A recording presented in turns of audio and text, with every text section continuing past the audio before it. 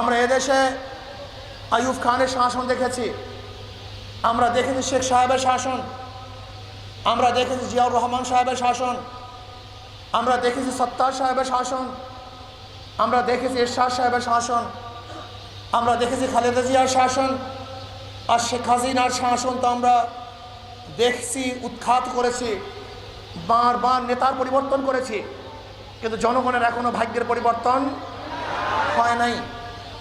বহু দলের শাসন আমরা দেখেছি, দেখেছি আমরা মুসলিম লীগের শাসন, দেখেছি আমরা আওয়ামী লীগের শাসন, দেখেছি আমরা বিএনপির শাসন, দেখেছি আমরা জাতীয়বাদের শাসন, দেখেছি আমরা জোট সরকারের শাসন, বহু দলের শাসন দেখেছি, কিন্তু মানুষের ভাগ্যের পরিবর্তন এখন আমরা দেখি নাই। আজও দেখছি আমাদের শ্রমিক, আমাদের জনতা, আমাদের মেহনত মানুষ আজকে এক মুঠা ভাতের জন্য ডাস্টবিনে কাক কুকুরের সাথে লড়াই করছে। আজকে আমরা দেখছি বাংলাদেশের মানুষ আশরাফুল মাখলুকাত খোলা আকাশের নিচে শুয়ে আছে। আজকে আমরা দেখছি হাজারো মানুষ চিকিৎসার অভাবে ধুকে ধুকে মরছে।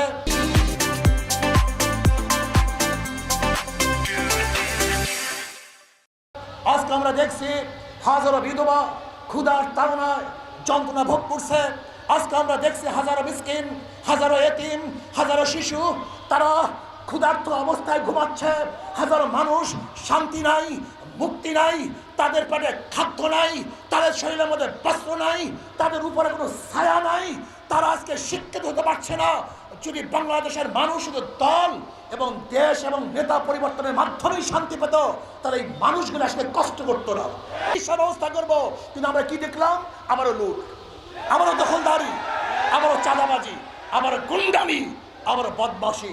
এর জন্য ছাত্র জনতা জীবন দেয় নাই, এর জন্য ছাত্র জনতা রক্ত দেয় নাই, এর জন্য আমার ভাইয়েরা পঙ্গু হয় নাই। আমরা চাই না দেশে সন্ত্রাস থাকুক, আমরা চাই না দখলদারি থাকুক।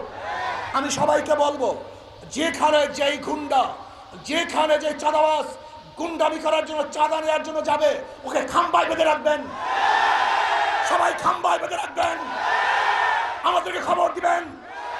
আশেপাশে মাদ্রাসা থাকলে মাদ্রাসার ছাত্রদেরকে বলবেন, যেখানে চাঁদাবাজ চলে আসছে, আমি মাদ্রাসার ছাত্রদেরকে বলবো বাঁশের লাঠি দিয়ে ওদের ঠান্ডা করে